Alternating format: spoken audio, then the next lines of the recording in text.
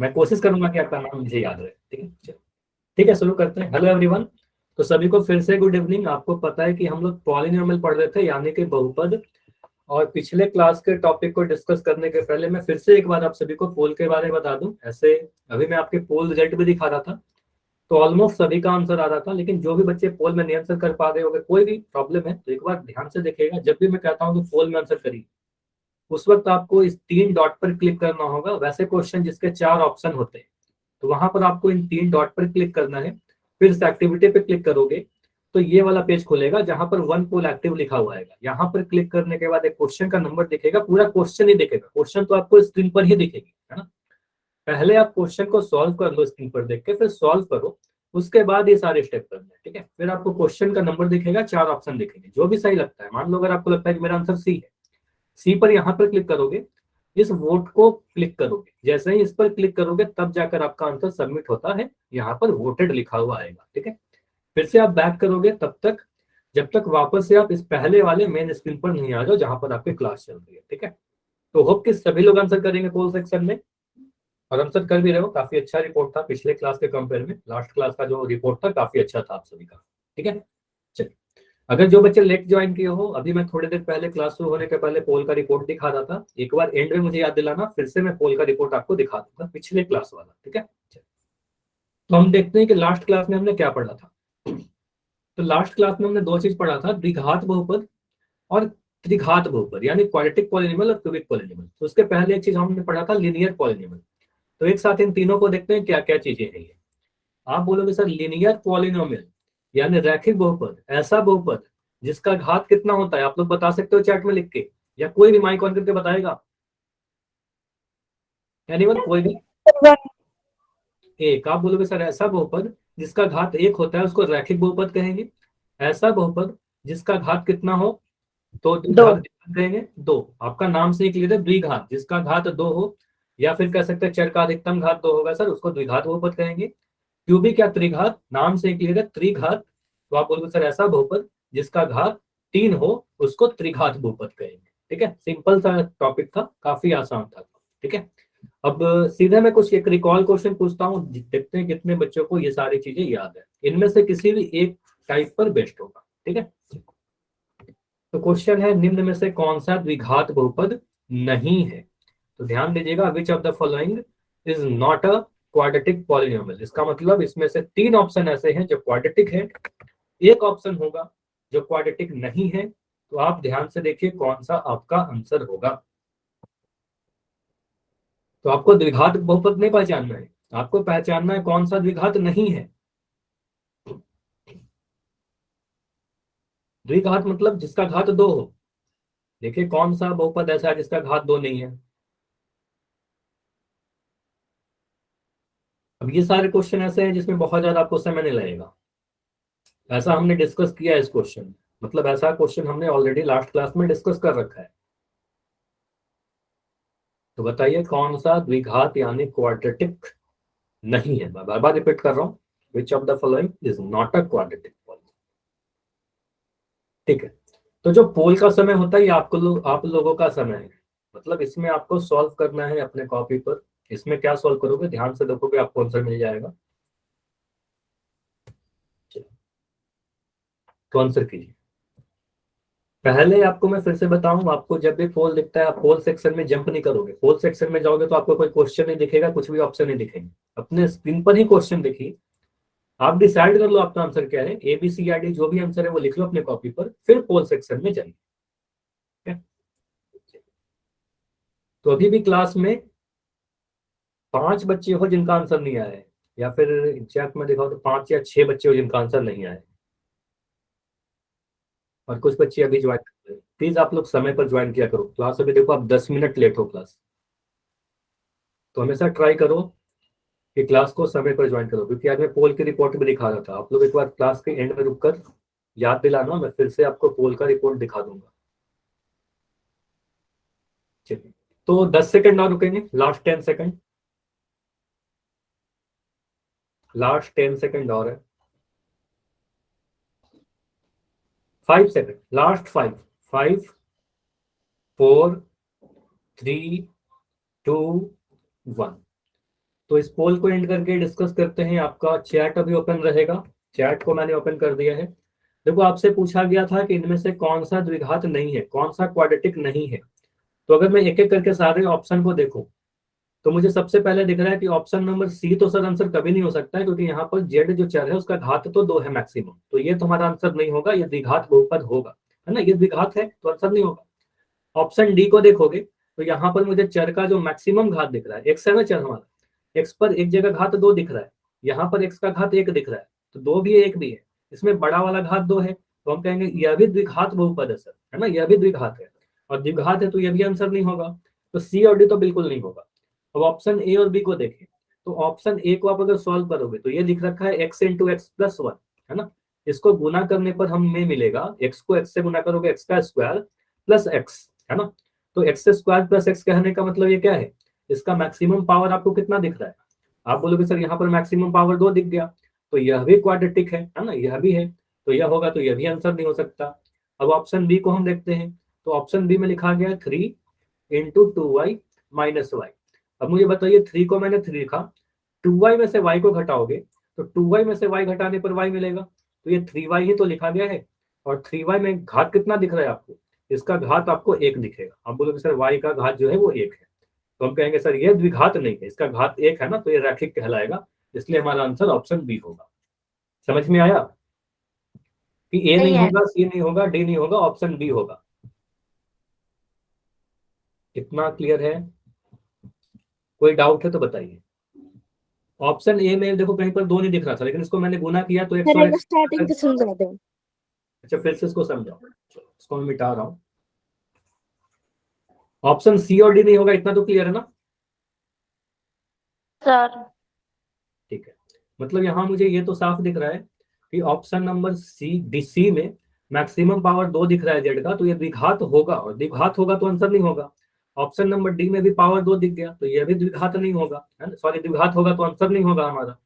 अब option A और B में कंफ्यूजन, मतलब ए और बी में कंफ्यूजन है कि ए होगा या बी होगा। चलो मैं इसको मिटा रहा हूँ कुछ चीजें। माइक बंद कर लीजिए, तो जिनका माइक ऑन है माइक बंद करो।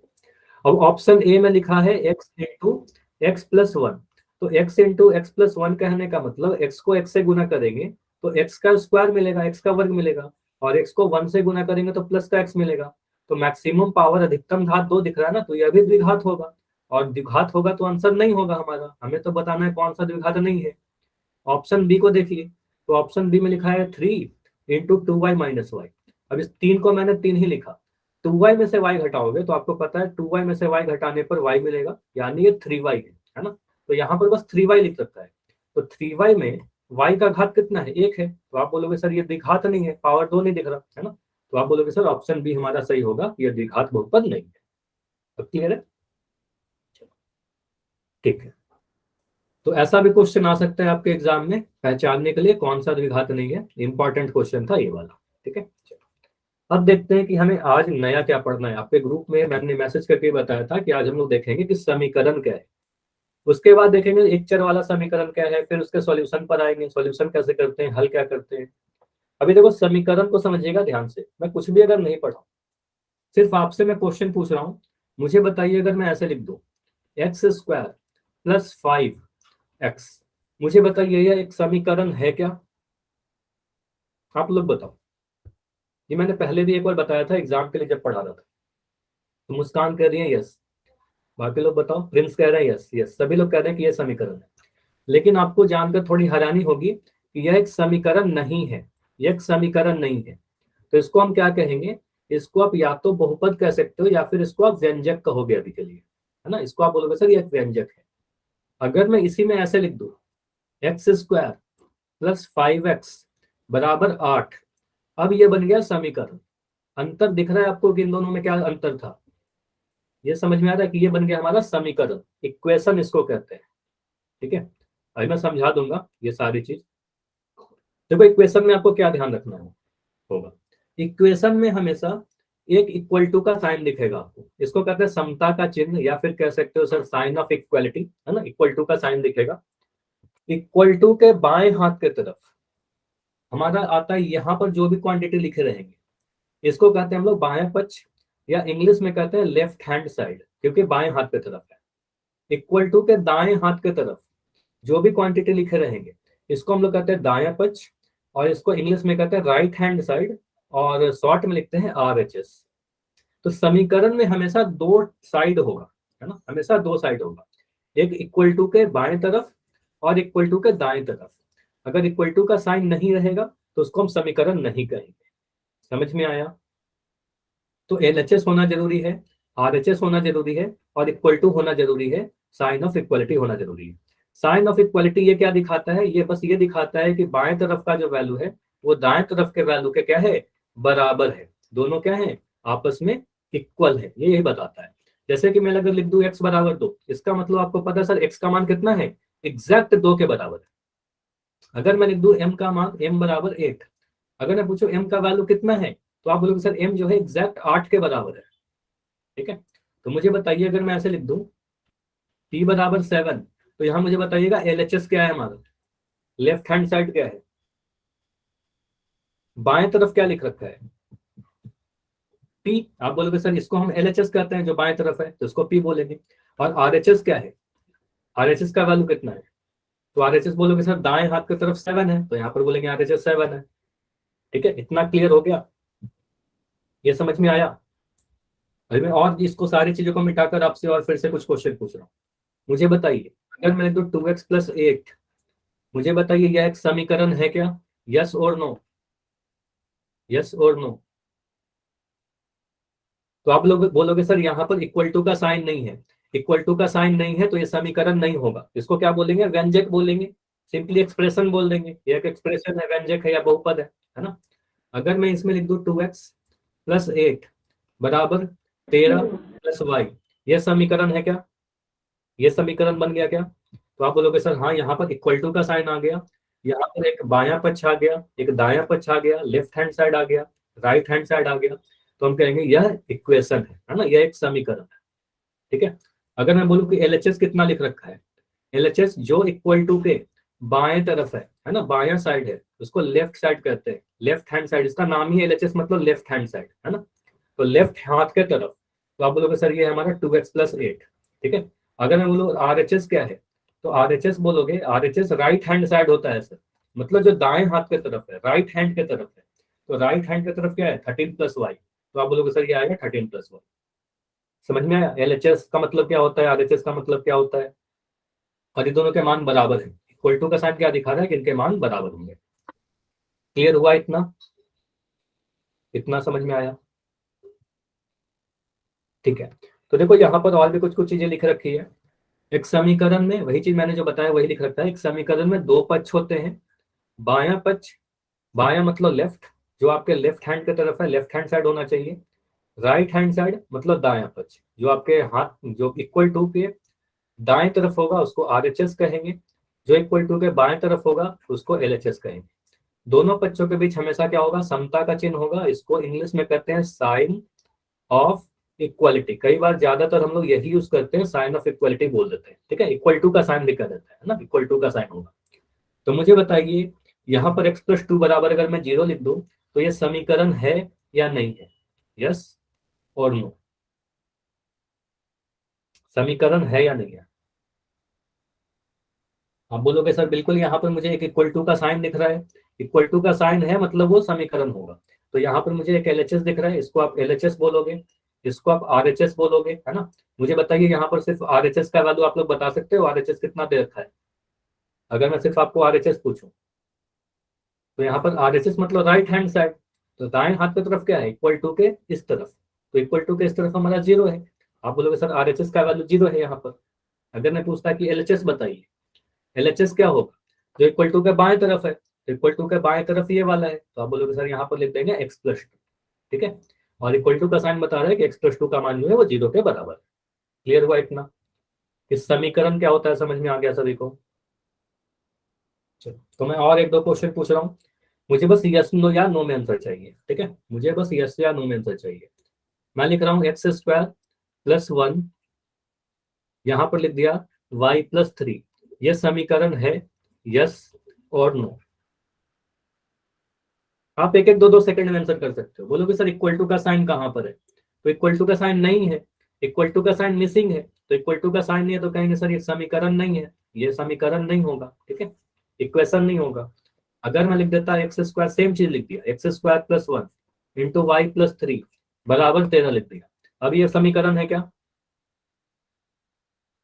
अब ये समीकरण है क्या? तो आप बोलोगे सर यहाँ पर इक्वल टू का साइन दिख रहा है, साइन ऑफ इक्वल टू आ गया, तो इसको हम एलएचएस कहेंगे, इसको हम आरएचएस कहेंगे, दायां पक्ष, तो ये समीकरण है, ठीक है, ये एक समीकरण है। मुझे बताइए अगर मैं ऐसे लिख दूं, एक मैं और लिख रहा हूँ, 5x प्लस 8 बराबर, बस इतना लिख दिया, यह समीकरण है क्या? ये समीकरण है क्या?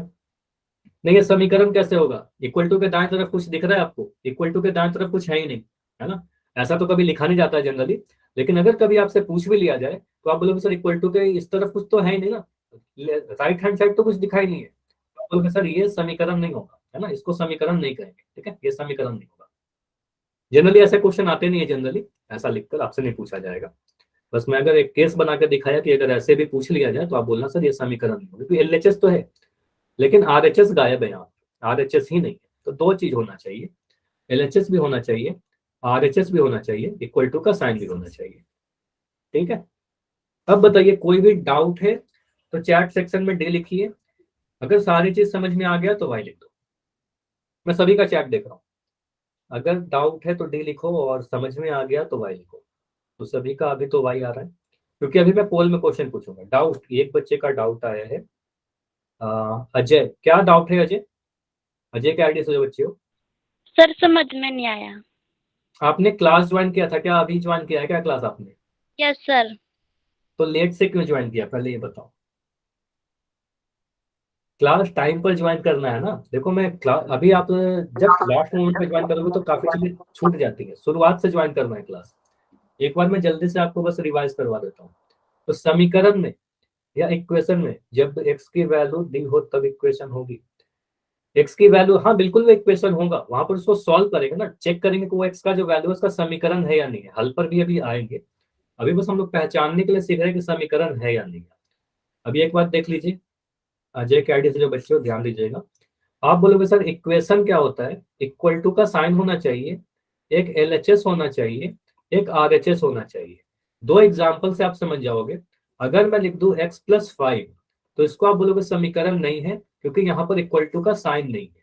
अगर मैं लिख दूं x प्लस 5 बराबर 13 तो आप बोलोगे सर यह एक समीकरण है, क्योंकि यहाँ पर इक्वल टू का साइन है, ठीक है। बस इतना आपको ध्यान देना है, समीकरण के लिए इक्वल टू का साइन जरूरी है। तो अब मैं कुछ क्वेश्चन आपसे पोल सेक्शन में पूछ रहा हूँ, बहुत ही जल्दी जल्दी आप आंसर कर पाओगे। पहले बस ये बताइए कि दिया गया क्या x प्लस 2 बराबर 4, क्या यह एक समीकरण है या नहीं? इसका तो आंसर काफी जल्दी कर दोगे आप लोग। क्या x प्लस 2 बराबर 4 समीकरण है या नहीं? यस और नो। लिख रखा है x प्लस 2 बराबर 4।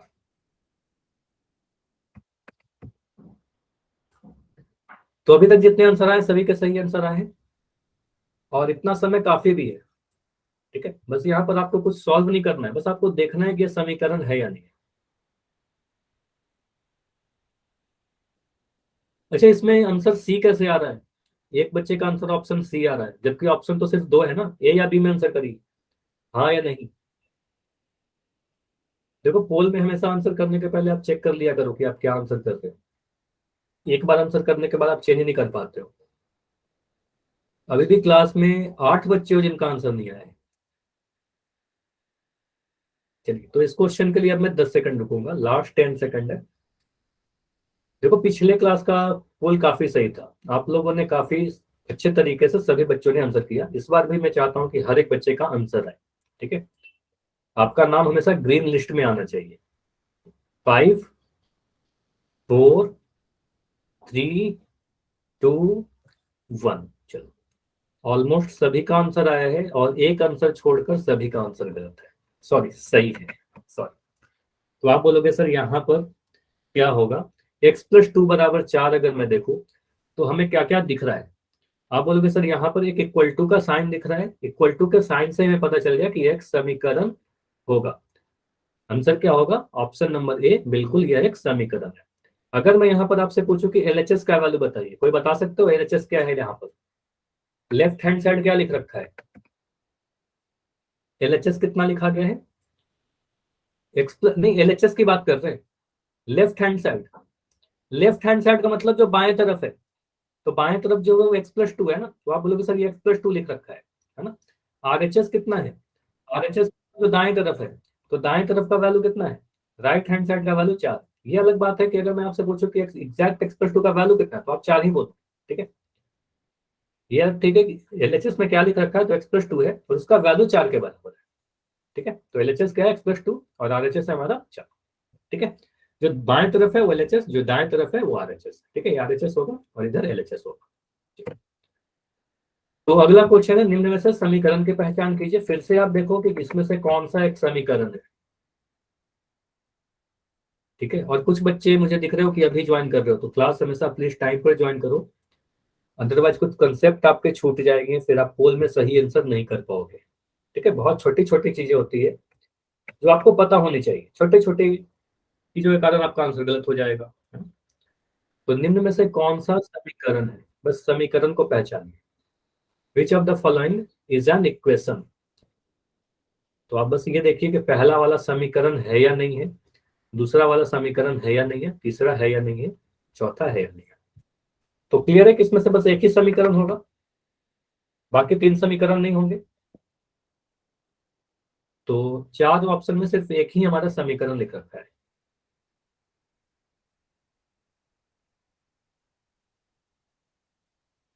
अच्छा, आपके बैच में थोड़ी सी ये चीज ध्यान देना होगा आप लोगों को कि आप लोग में से काफी बच्चे लेट ज्वाइन कर रहे हो।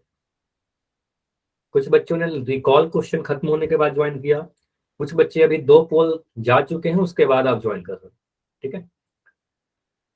तो जब भी आप मीटिंग को ज्वाइन करते हो, कितने देर आप मीटिंग में प्रेजेंट रहते हो, ये सारी चीजें डेटा देखी जाती है, ठीक है। जैसे ही मीटिंग एंड करूंगा ना मैं, तो वो सारी डेटा आती है कि आपने कितनी देर तक क्लास अटेंड किया, आपने किस समय ज्वाइन किया था, किस समय आपने लेफ्ट किया था। तो ये सारी चीजें आपको ध्यान देना है, टाइम पर ज्वाइन करिए क्लास। तो अभी मुझे क्लास में 8 बच्चे दिख रहे हो जिनका आंसर नहीं आया है, तो इस क्वेश्चन के लिए अभी मैं 10 सेकंड रुकूंगा, लास्ट 10 सेकंड्स।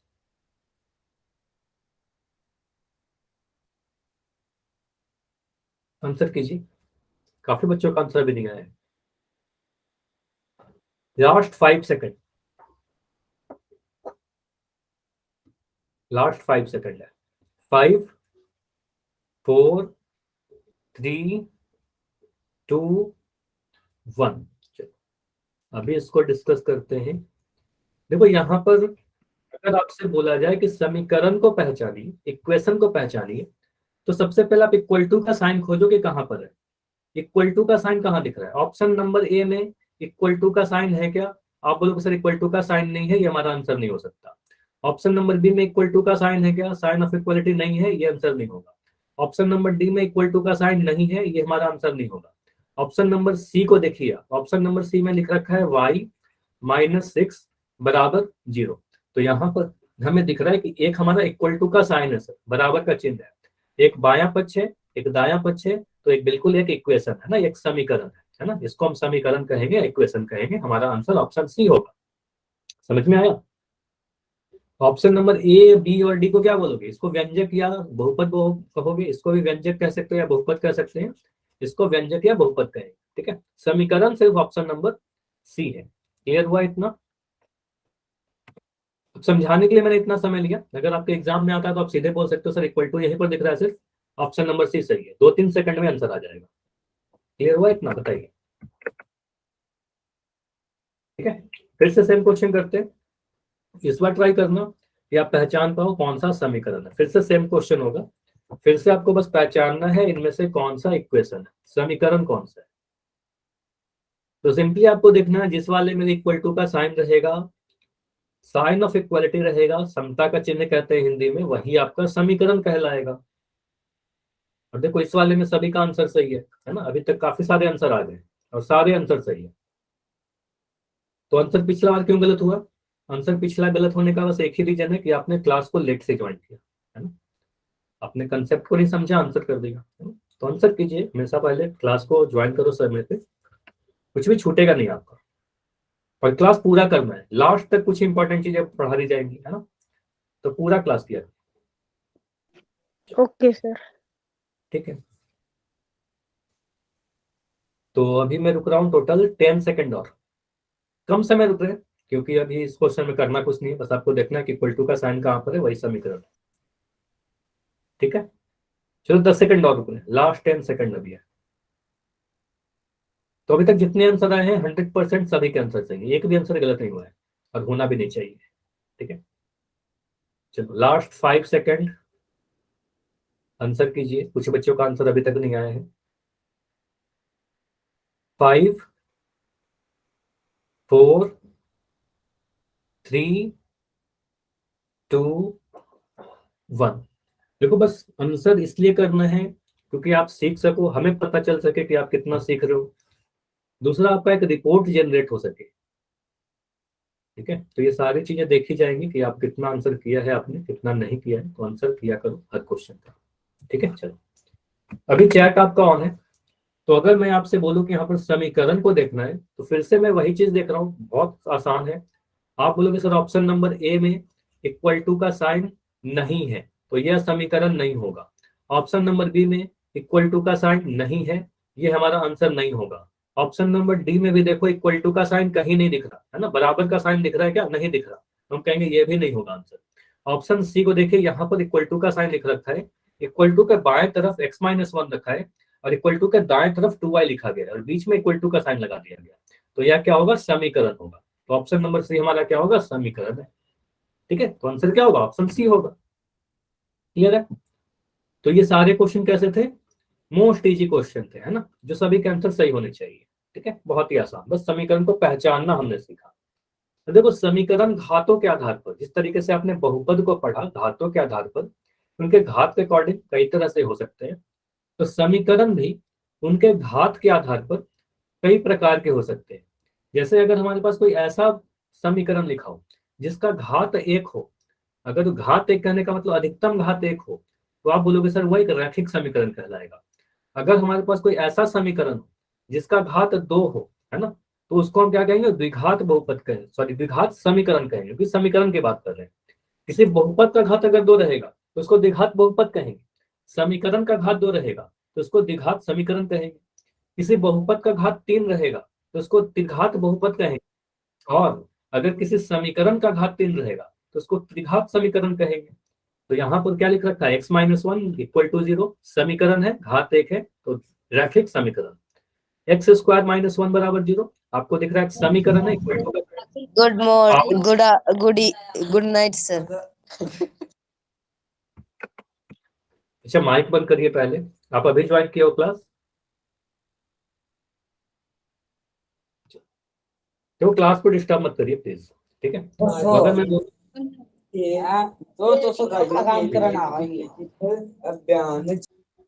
ठीक है, तो यहाँ पर अगर मैं बोलूँ x² - 1, यहाँ पर क्या एक समीकरण है और इसका मैक्सिमम पावर क्या है, 2 है, तो हम कहेंगे यह क्या है, द्विघात बहुपद है, क्वाड्रेटिक समीकरण।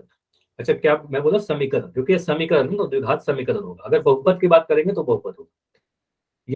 अगर मैं बोलूं x³ - 1 बराबर 0, तो एक समीकरण है, इसका मैक्सिमम घात कितना है, 3 है, तो एक त्रिघात समीकरण हो जाएगा। ठीक है, अगर बहुपद की घात 3 रहेगी तो त्रिघात बहुपद होगा, समीकरण की घात 3 रहेगी तो त्रिघात समीकरण होगा। क्लियर हुआ इतना, ये समझ में आया? Yes sir. सर स्टार्टिंग से समझा दो। स्टार्टिंग से क्या समझा दो, चलो इसको मैं एक बार जल्दी से समझा रहा हूँ। ठीक है, जो डाउट है वो बताया करो ना कि डाउट क्या है आपका।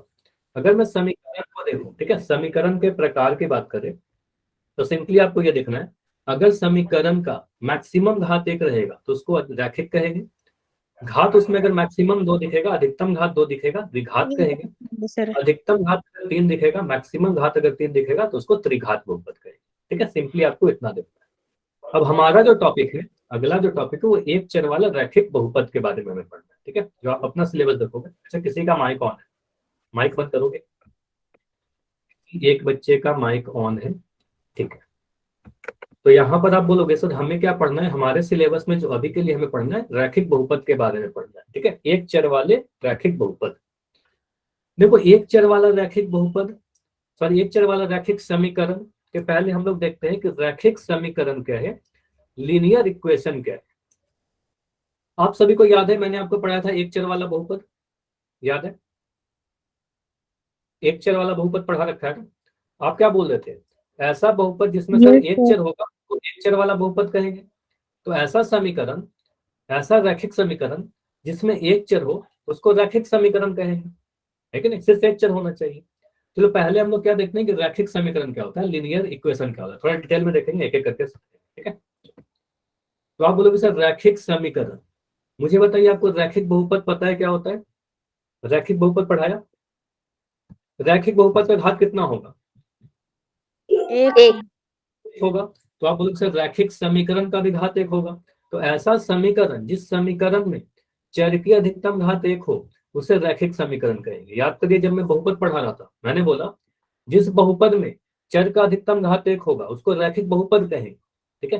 तो जिस समीकरण में चर का अधिकतम घात एक होगा उसको रैखिक समीकरण कह देंगे, ठीक है।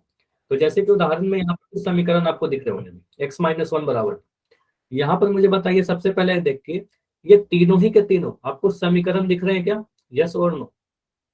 Yes sir. तीनों ही में आप बोलोगे सर पहले वाले, दूसरे वाले और तीसरे वाले में सभी में मुझे इक्वल टू का साइन दिख रहा है ना, यहाँ भी equal to equal to equal to. तो आप बोलोगे सर यह भी एक समीकरण है, यह भी एक समीकरण है और यह भी एक समीकरण, समीकरण तो तीनों ही है, ठीक है। अब मैं बोल रहा हूँ कि ये तीनों के तीनों रैखिक भी है क्या, तो रैखिक होने के लिए क्या होना चाहिए, चर का अधिकतम घात एक होना चाहिए। तो पहले वाले उदाहरण में चर क्या है, एक्स, एक्स का घात कितना है एक। तो आपको मैंने कई बार बता दिया है एक्स कहने का मतलब एक्स का पावर एक है। तो आप बोलोगे सर यहाँ पर पावर एक है तो ये रैखिक तो होगा, है ना। ऑप्शन मतलब दूसरे वाले उदाहरण को देखिए, दूसरे उदाहरण में मुझे क्या दिख रहा है, दो चर है वाई और जेड, लेकिन चर का घात कितना है, चर कितने भी लिख रखा हूँ लेकिन दोनों जगह पर घात तो एक है ना, तो मैक्सिमम पावर कितना है एक। तो हम कहेंगे सर यह भी रैखिक समीकरण है, ठीक है। और ऑप्शन सॉरी तीसरे वाले उदाहरण को देखिए, तो यहाँ पर भी y का पावर कितना है एक है, तो आप बोलोगे सर यह भी रैखिक समीकरण है। तो ये समझ में आया कि रैखिक समीकरण कैसे हम लोग देखेंगे, चर का अधिकतम घात बस एक होना चाहिए, क्लियर है। तो इक्वल टू का साइन रहेगा तो समीकरण होगा, चर का अधिकतम घात एक होगा तो वो रैखिक होगा, ठीक है। तो रैखिक समीकरण समझ में आ गया। तो मुझे बताइए अगर मैं ऐसे लिख दूं x+5, ये बताइए रैखिक समीकरण है क्या, यस सर। नहीं ये समीकरण ही नहीं है, नो सर, इसका समीकरण ही नहीं है। आप बोलोगे सर ये तो समीकरण ही नहीं है ना, ये तो समीकरण ही नहीं है क्योंकि इक्वल टू का साइन नहीं है। तो ये रैखिक तो है लेकिन ये समीकरण ही नहीं कहलाएगा, समझ में आया। तो थोड़ा ध्यान दीजिएगा, समीकरण होना भी तो जरूरी है रैखिक होने के लिए, ठीक है, रैखिक समीकरण होने के लिए। चलो ठीक है। एक और मैं उदाहरण लिख रहा हूँ, अभी ध्यान से देख के मुझे बताइएगा कि जो मैं उदाहरण अभी लिख रहा हूँ x का पावर 2 - 1 बराबर 0, ये रैखिक समीकरण है क्या, यस सर। रैखिक नहीं है सर, रैखिक नहीं है, वेरी गुड। आप बोलोगे सर समीकरण तो है लेकिन इसका घात 2 आ गया तो ये रैखिक नहीं होगा, ठीक है। हाँ द्विघात होगा, उसके बारे में अभी नहीं पढ़ रहे, अभी जब बाद में पढ़ेंगे तो उसको डिस्कस करेंगे। द्विघात होगा, बिल्कुल सही आपका आंसर, लेकिन ये रैखिक नहीं है, समझ में आया। तो ये रैखिक नहीं होगा। चलो तो हमारा टॉपिक क्या था, हमें पढ़ना क्या था, देखो इस स्क्रीन पर मैंने क्या दिखाया था आपको, मैंने दिखाया था कि हमें पढ़ना है एक चर वाले रैखिक समीकरण। तो देखते हैं एक चर वाला रैखिक समीकरण क्या होता है, ठीक है। तो एक चर वाले रैखिक समीकरण को एक एक वर्ड को देखिए क्या लिख सकता है, एक चर, रैखिक और समीकरण। इंग्लिश में भी देखो linear equation in one variable. क्या क्या चीजें हैं, समीकरण होना जरूरी है। समीकरण कैसे पहचानोगे, इक्वल टू का साइन होना चाहिए, LHS होना चाहिए और RHS होना चाहिए, तीन कंडीशन चीज आपको देखना होगा, ठीक है। समीकरण में LHS होना चाहिए, RHS होना चाहिए, इक्वल टू होना चाहिए। रैखिक होने के लिए चर का जो घात है या मैक्सिमम जो घात है, अधिकतम जो पावर है वो कितना होना चाहिए, एक होना चाहिए, पावर एक होना चाहिए। जो भी उसमें चर को यूज कर रहे हो, जो भी वेरिएबल है x y या z जो भी, उसका घात एक होना चाहिए। और आपके जो भी समीकरण है उसमें सिर्फ और सिर्फ एक चर आना चाहिए। अगर x को यूज करो तो सिर्फ x यूज करो, अगर y को यूज करो तो सिर्फ y यूज करो, एक साथ दो चर नहीं आना चाहिए। तो एक चर वाले रैखिक समीकरण में केवल एक चर होगा, चर का घात एक होगा और बायां पक्ष और दायां पक्ष होगा। तो मुझे बताइए, यहाँ पर मैं फिर से पुराने वाले क्वेश्चन पे आ रहा हूँ, पुराने उदाहरण पर आ रहा हूँ। अगर मैं पहले वाले को देखकर पूछूं कि पहला वाला मुझे बताइए यह एक चर वाला रैखिक समीकरण है क्या, यस सर। तो आप बोलोगे सर अगर मैं पहले वाले को देखूं तो यहाँ पर सिर्फ x दिख रहा है ना, एक ही चर दिख रहा है, तो आप बोलोगे सर ये एक चर वाला रैखिक समीकरण है, ठीक है।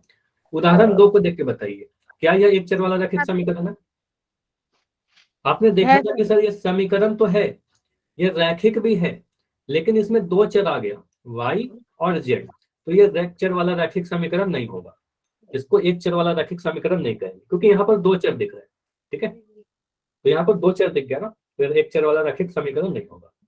उदाहरण 3 को देख के बताइए। Yes sir. Yes sir. Sir. आप सभी का मैं ना अभी माइक बंद कर रहा हूँ थोड़ी देर के लिए। Yes sir. अभी कोई माइक नहीं ऑन कर पाओगे, कोई डाउट होगा तो चैट में लिख देना।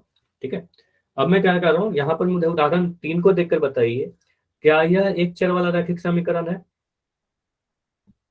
आपने बोला कि सर ये समीकरण तो हमने डिसाइड कर लिया था कि समीकरण है, आपको यह भी पता है कि सर ये रैखिक है, हमने डिसाइड कर लिया है, और यहाँ पर चर देखोगे तो सिर्फ एक चर है, सिर्फ y है, तो आप बोलोगे सिर्फ y है, एक ही चर है, तो यह एक चर वाला रैखिक समीकरण होगा। समझ में आया कि एक चर वाला रैखिक समीकरण कैसे देखेंगे, बताइए। तो यहाँ पर कुछ उदाहरण अभी आपको दिखेंगे। उदाहरण नंबर 1 में लिखा गया है x - 1 बराबर 2। मुझे बताइए ये एक चर वाला रैखिक समीकरण है या नहीं है, यस और नो। बस उदाहरण 1 को देख के बताइए एक चर वाला रैखिक समीकरण है या नहीं है। फ्रेंड्स आप n लिख रहे हो, एक बार लिख दो अपना आंसर बस। देखो यहाँ पर आप, मैं तीनों चीजों को देख रहा हूँ, ठीक है, सारी चीजों को मैं देख रहा हूँ। अगर तो आप क्या बोलोगे, यहाँ पर मुझे सबसे पहले तो ये दिख गया सर इक्वल टू का साइन है, इसका मतलब समीकरण है, पहला कंडीशन हमने दिख गया कि ये समीकरण तो है। ठीक है, उसके बाद मुझे दिख रहा है यहाँ पर चर का अधिकतम घात कितना है, तो चर का अधिकतम घात 1 है, x के ऊपर चर का घात 1 है, तो इसको रैखिक भी कहेंगे। तो आप कहोगे सर यहाँ पर रैखिक भी है, यस रैखिक भी है ना। कितने चर हैं यहाँ पर, सिर्फ और सिर्फ x ही तो आया, तो आप बोलो सिर्फ x है, सिर्फ x ही तो यूज हुआ है, एक ही चर तो यूज हुआ है, तो आप बोलोगे सर चर सिर्फ एक है, रैखिक भी है, समीकरण भी है, तो बिल्कुल एक चर वाला रैखिक समीकरण होगा। ठीक है, ये समझ में आया। कुछ बच्चों का नो आ रहा था, ये समझ में आया ही नहीं आया, यह एक चर वाला रैखिक समीकरण कैसे हुआ, फिर से मैं बता रहा हूँ। x - 1 बराबर 2 में सबसे पहले मुझे दिखा ये समीकरण है, इक्वल टू का साइन इसलिए समीकरण है, सिर्फ एक चर लिखा गया था x, इसलिए इसमें एक चर है, चर का घात कितना है, चर का जो मैक्सिमम पावर है वो 1 है, तो हम कहेंगे सर ये एक चर वाला रैखिक समीकरण होगा। ठीक है, चलिए उदाहरण 2 को देख के बताइए।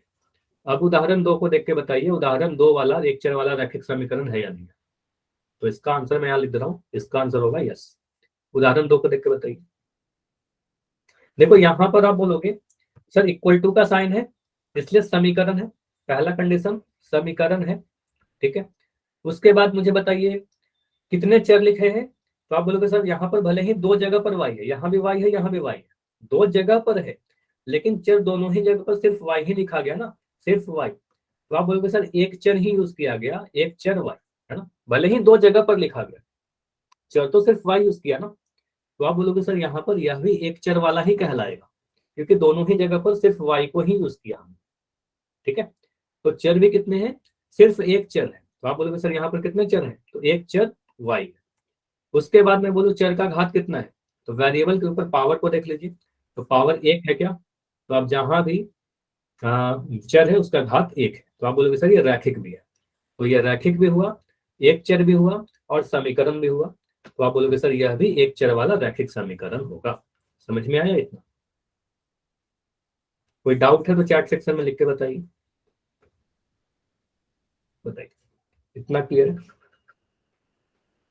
तो मुझे बताइए अगर मैं ऐसे लिख दूं 5z - 9 बराबर 2 + 3z, यह एक चर वाला रैखिक समीकरण होगा, यस और नो, यह एक चर वाला रैखिक समीकरण होगा। सबसे पहले तो मुझे दिख रहा है समीकरण तो है सर, इक्वल टू का साइन है, समीकरण होगा।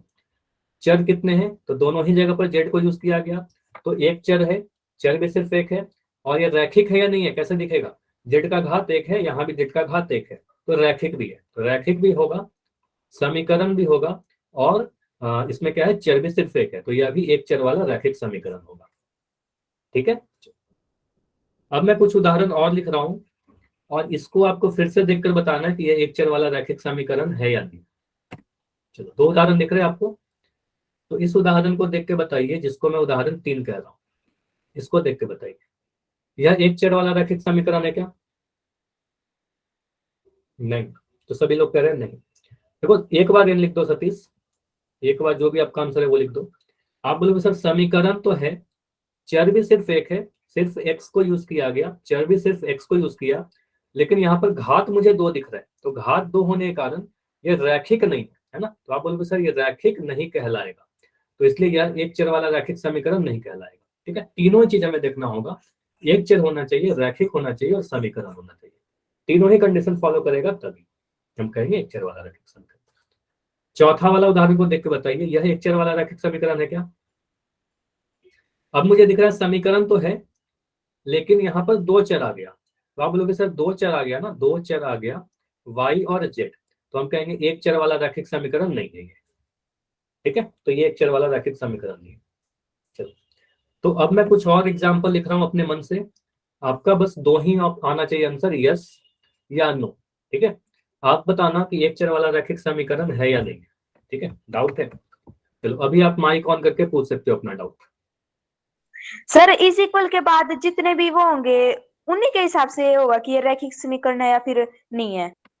फिर से बताइए, इक्वल टू के बाद इज इक्वल के बाद सर जितने भी वो होंगे, जैसे 5 + z + 3, तो उनके हिसाब से ये होगा कि ये रैखिक समीकरण है या नहीं बस है। आप रैखिक आपको देखने के लिए आपको देखना होगा कि चर का घात कितना है।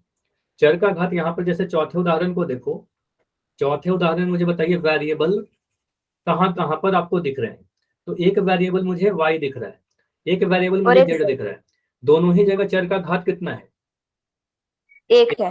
तो आप बोलोगे सर रैखिक तो है, ये बिल्कुल रैखिक समीकरण तो था क्योंकि चर का घात 1 दिख रहा है, लेकिन यहाँ पर चर 2 आ गए ना, एक y आ गया एक z आ गया, तो यहाँ पर हमें तो क्या चाहिए, एक चर वाला चाहिए, है ना। तो आपने बोला कि एक चर होना चाहिए, जबकि यहाँ पर 2 चर, तो आप कहेंगे एक चर वाला रैखिक समीकरण नहीं है, रैखिक है लेकिन एक चर वाला नहीं है। और अगर सर ऐसे होता y = 5 + 6, तो ये एक चर वाला रैखिक समीकरण होता। बिल्कुल एक चर वाला रैखिक समीकरण है, चर तो एक ही है ना, चर तो सिर्फ एक है, रैखिक भी है, समीकरण भी है। यस, ठीक है, ओके। तो अभी मैं और भी कुछ उदाहरण लिख रहा हूँ यहाँ पर, मुझे बताइए अगर मैं लिख दूं x + 9, यह एक चर वाला रैखिक समीकरण है क्या? हाँ, क्या डाउट है साक्षी बताइए, माइक ऑन करके पूछ लो, अभी माइक ऑन है। सर एक बार पिछला पेज निकालना, वो थर्ड क्वेश्चन समझ में नहीं आया। तीसरा वाला, ठीक है, इसको देखो मैंने क्यों मना किया कि ये रैखिक समीकरण क्यों नहीं है, एक चर वाला रैखिक क्यों नहीं है। यस सर, ऐसे ही तो सर, क्योंकि सर हाँ, यहाँ समीकरण तो है, समीकरण तो है, ठीक है, ये समझ में आ रहा है, इक्वल टू का साइन है। Yes sir. अब यहाँ पर मुझे दिख रहा है चर कितने हैं, कितने चर हैं साक्षी यहाँ पर? 2 सर। 2 कैसे है, सिर्फ एक ही चर तो है, x, एक ही चर है सिर्फ x। अब यहाँ पर ठीक है, आपने बोला सर चर एक है, इक्वल समता का चिन्ह भी है, तो हम समीकरण भी कहेंगे, लेकिन चर का घात कितना है? 2 सर 2 है। नहीं, चर का घात देखो x² - 2 लिख रखा है ना, तो बोलोगे सर मैक्सिमम घात तो 2 दिख रहा है, तो इसको हम क्या कहेंगे, रैखिक नहीं कहेंगे। तो चर का घात मैंने क्या बताया आपको कि चर का घात कितना होना चाहिए, रैखिक होने के लिए चर का घात 1 होना चाहिए, है ना। तो रैखिक होने के लिए चर का घात 1 होना चाहिए, जबकि यहाँ पर घात 2 है, तो इसलिए हमने कहा कि ये रैखिक समीकरण नहीं है। समझ में आया? Yes sir. ठीक है, चलो और भी उदाहरण दे रहा हूँ, इससे क्लियर हो जाएगा। इसका मुझे आंसर बताइए, यस या नो, ये रैखिक समीकरण है या नहीं? नो एक सर। चर वाला नहीं, आप बोलोगे सर ये तो समीकरण ही नहीं है, वेरी गुड। आप बोलोगे सर ये तो समीकरण ही नहीं है, इसको रैखिक एक चर वाला रैखिक समीकरण कैसे करेंगे? अगर मैंने 2x + 9y = 13, ये एक चर वाला रैखिक समीकरण है क्या? आप बोलोगे सर यहाँ पर 2 चर आ गया, x और y, तो ये रैखिक एक चर वाला रैखिक नहीं होगा। ठीक है, अगर मैं लिख दूं 2x² - +5x = 8, ये मुझे बताइए एक चर वाला रैखिक समीकरण है क्या? घात 2 है सर की। हाँ, आप बोलोगे सर मैक्सिमम घात 2 दिख रहा है, तो एक चर वाला रैखिक समीकरण नहीं होगा। मैक्सिमम पावर 2 दिख रहा है, तो एक चर वाला रैखिक समीकरण नहीं होगा। चर का घात हमेशा 1 होना चाहिए। ठीक है, उसके बाद मैं लिख रहा हूँ 5x + 9 = 13 + x, ये बताइए। मैं बाकी सारी चीजों को मिटा दे रहा हूँ। ये जो उदाहरण अभी दिख रहा है आपको, ये एक चर वाला रैखिक समीकरण है क्या? Yes sir. आप बोलोगे सबसे पहले तो मुझे ये दिख रहा है कि सर यहाँ पर इक्वल टू का साइन है, समीकरण है। हाँ, इक्वल टू का साइन है, समीकरण होगा। चर 2 जगह पर लिखा गया है, लेकिन दोनों ही जगह x ही लिखा गया है, तो सिर्फ एक ही चर को यूज करेंगे हम लोग, x ही चर है, तो सिर्फ एक चर है, और चर का जो मैक्सिमम पावर है वो 1 है, तो हम कहेंगे सर यह क्या है, एक चर वाला रैखिक समीकरण। ठीक है, तो इसका आंसर आएगा यस, ये एक चर वाला रैखिक समीकरण।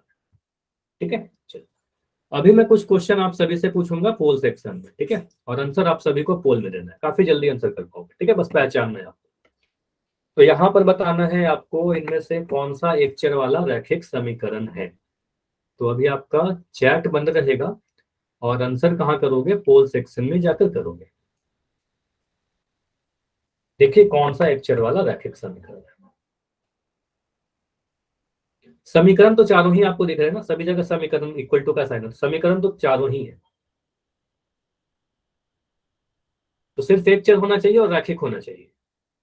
तो सिर्फ एक ही ऑप्शन ऐसा होगा जिसमें एक चर हो और रैखिक हो। कर दिया सर। ठीक है, हाँ काफी जल्दी आंसर काफी सारे बच्चों का आ गया है, लेकिन सभी का नहीं आया है। काफी सारों का आ गया लेकिन सभी का नहीं आया। और जैसे ही सभी का आंसर आएगा मैं खुद इसको डिस्कस कर लूंगा आपसे। बस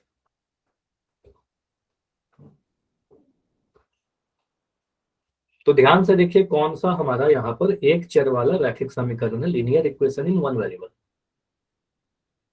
बहुत ज्यादा समय नहीं लगेगा आपको करने में, और ऐसे क्वेश्चन एग्जाम में छोटे छोटे भले ही एक नंबर में आएगा लेकिन आ सकता है। ठीक है, तो अभी क्लास में 7 स्टूडेंट हो जिनका आंसर नहीं आया, अभी 5 स्टूडेंट और हो जिनका आंसर नहीं आया है। तो मैं अभी 10 सेकंड रुकता हूँ, लास्ट 10 सेकंड है, जाइए जाकर आंसर कीजिए। चलो तो अभी लास्ट 5 सेकंड है। 5 4 3 2 1। तो वो ज्यादातर बच्चों के आंसर सही आए हैं। यहाँ पर एक दो आंसर जो गलत आए हैं वो लोग देखिएगा ध्यान से। अगर यहाँ पर मैं बोलूं कि एक चर वाला रैखिक समीकरण पहचानना है, सबसे पहले चीज हमें समीकरण देखना है कि समीकरण कौन कौन सा है। तो इक्वल टू का साइन सभी जगह पर है, ऑप्शन ए में भी, बी में भी, सी में भी और डी में भी। तो समीकरण तो ये सारे ही के सारे हैं। ठीक है, उसके बाद मैं बोलूं कि एक चर वाला कौन कौन सा है, तो ऑप्शन ए में मुझे दिख रहा है सिर्फ एक चर एक्स, ऑप्शन बी मुझे दिख रहा है एक्स और वाई, दो चर दिख रहा है, तो दो चर होने के कारण ये तो आंसर नहीं होगा। ऑप्शन सी को देखें तो यहाँ एक्स और जेड दिख रहा है ना, तो आप बोलोगे सर ये भी आंसर नहीं होगा। अच्छा, ऑप्शन डी में भी सिर्फ एक्स ही दिख रहा है, तो एक ही चर दिख रहा है ऑप्शन यहाँ भी सिर्फ एक्स, है ना, तो आप बोलोगे सर ए होगा या डी होगा। अब मुझे देखना है कि रैखिक कौन सा है इसमें से। तो रैखिक होने के लिए चर का अधिकतम घात 1 होना चाहिए। यहाँ पर मैक्सिमम पावर 2 दिख गया तो हम कहेंगे सर ये रैखिक नहीं है, ये तो द्विघात हो जाएगा, है ना, तो ये नहीं होगा आंसर। ऑप्शन नंबर ए में क्या दिख रहा है, x - 1 = 0, तो चर का घात 1 है, रैखिक भी है, समीकरण भी है, एक चर भी है, तो ये एक चर वाला रैखिक समीकरण होगा। 3 चीज आपको चेक करना होता है। ठीक है, तो ऑप्शन नंबर ए बिल्कुल सही होगा। ठीक है, क्लियर है, हाँ ए है ना, क्लियर। तो ऑप्शन नंबर क्वेश्चन 70 देखिए, फिर से सेम क्वेश्चन है, बस ऑप्शन को बदले गए। क्वेश्चन सेम है, ऑप्शन को बदल दिया गया है। आपको देखना है कि कौन सा एक चर वाला रैखिक समीकरण है। तो ध्यान से देखिएगा, पहला चीज, 3 चीज आप चेक करो। पहला कि वो समीकरण है या नहीं है। समीकरण वह होगा जिसमें इक्वल टू का साइन हो, एक चर है या नहीं है, सिर्फ एक ही चर का यूज होना चाहिए, और वो रैखिक है या नहीं, रैखिक होने के लिए घात 1 होना चाहिए। तो ये तीनों चीज चेक कीजिए, लीनियर है या नहीं, इक्वेशन है या नहीं, वन वेरिएबल है या नहीं। ठीक है, थोड़ा ध्यान से देखिएगा, यहाँ पर कुछ ऑप्शन में कंफ्यूज हो सकते हो आप लोग।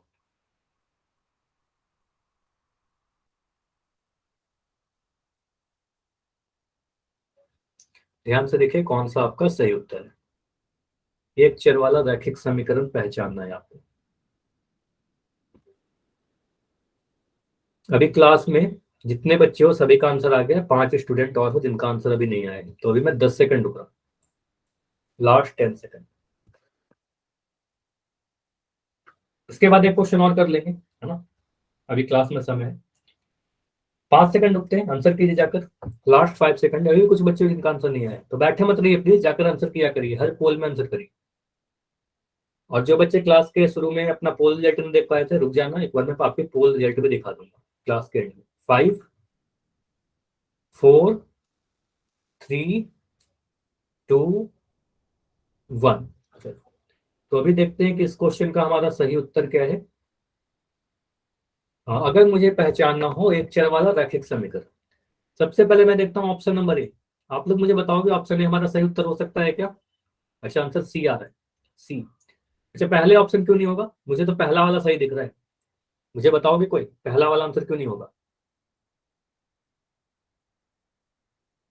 क्योंकि ऑप्शन नंबर है समीकरण ही नहीं है ना। आप बोलोगे सर ये तो समीकरण ही नहीं है, इक्वल टू का साइन गायब है, तो समीकरण नहीं होगा।